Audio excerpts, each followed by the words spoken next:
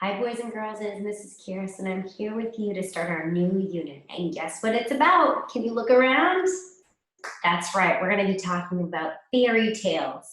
So, what is a fairy tale? Well, boys and girls, a fairy tale is a fictional story. It's make believe, and it's written for children with magical elements. All right. So let's see what else we have. Now, fairy tale characters can include like royalty. So we're talking about princesses and princes, kings and queens, and there tends to be talking animals, also magical characters, and the setting. So where the story takes place. Sometimes our stories usually begin with once upon a time. It also can include things like castles and kingdoms. So that's where our settings usually take place. So that makes sense, right? If we're talking about prince and princesses and kings and queens, we're talking about castles and kingdoms. Now, story events. Usually there's a magical event in the story. So I have this slide of Moana, and where there's magic happening in the scenes. Now, there's usually good versus bad. So a good character versus somebody that's evil.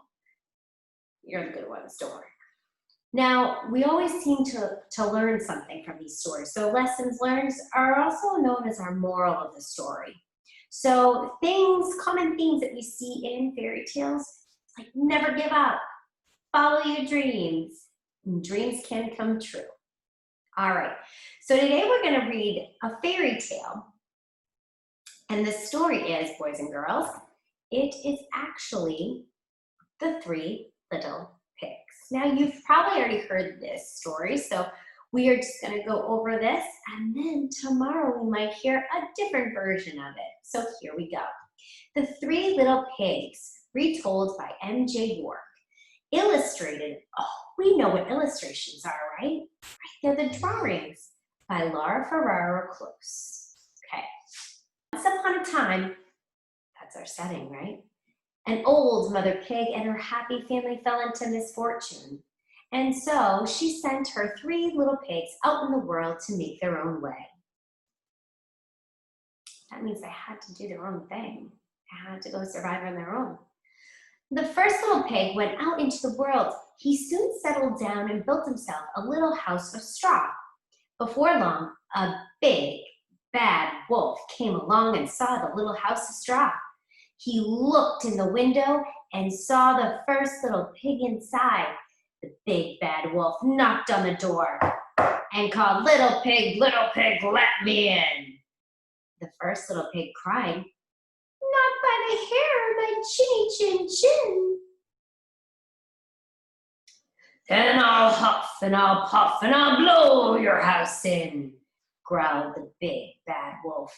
And he huffed and he puffed and he blew the house down. The big bad wolf found the first little pig and he gobbled them up.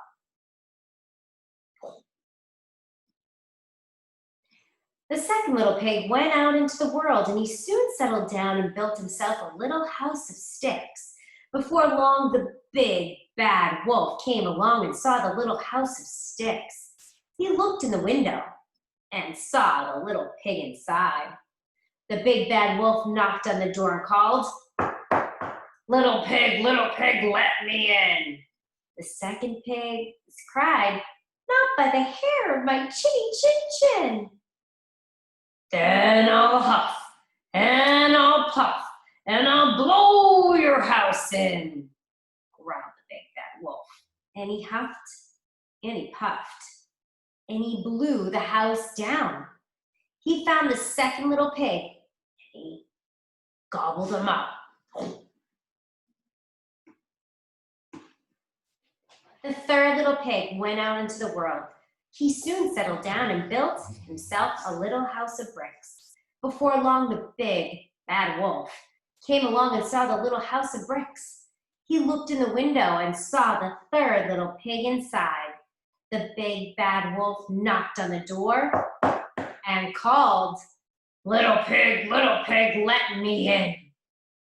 The third little pig cried, "Not by by the hair of my chinny chin chin. Then I'll huff, and I'll puff, and I'll blow your house in, growled the big bad wolf. And he huffed, and he puffed again, but he could not blow down the house of bricks. The big bad wolf knew he would have to be clever to catch the third little pig. Little pig, he called, I know where to pick the sweetest turnips. Come out, and I'll show you. No, thank you, said the pig politely. He knew the wolf was trying to trick him. I don't like turnips. And the big bad wolf went away. The next day, the big bad wolf came back. Little pig, he called, I'm going to be fair. Will you come with me? No, thank you, said the pig. The next day, the big bad wolf came back.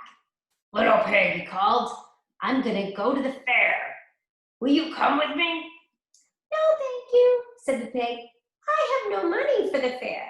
And the big bad wolf went away again. The next day, the big bad wolf came back once more. Little pig, he called, the best apples grow in Farmer Brown's garden. Come on, and I'll show you where they are. The pig knew the big bad wolf would never leave him alone. He had a plan. I'll meet you tomorrow at 5 o'clock, he replied. The next day, the pig ran out of the house at 4 o'clock. He ran to Farmer Brown's garden. He picked a big basket of apples and ran home again. He put a big pot on the fire to heat water for his tea. The big bad wolf came back at 5 o'clock. Little pig, he called, are you ready to go to Farmer Brown? I've already been, and I've come home again, said the pig. At this, the wolf grew angry. He had tried to trick the pig 3 times and it had not worked. He wanted to eat the pig now. He got a running start and leaped high into the air. He landed on the roof with a loud thump. He jumped down the chimney and splash, landed into the big pot of boiling hot water. That was the end of the wolf, and the little pig lived happily ever after in his little brick house. All right, boys and girls. So this is a very popular fairy tale. And so let's think about what happened in the story.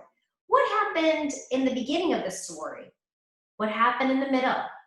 And what happened at the end? Below this link, there'll be that sheet for you to complete on your own. Boys and girls, thanks for reading with me today.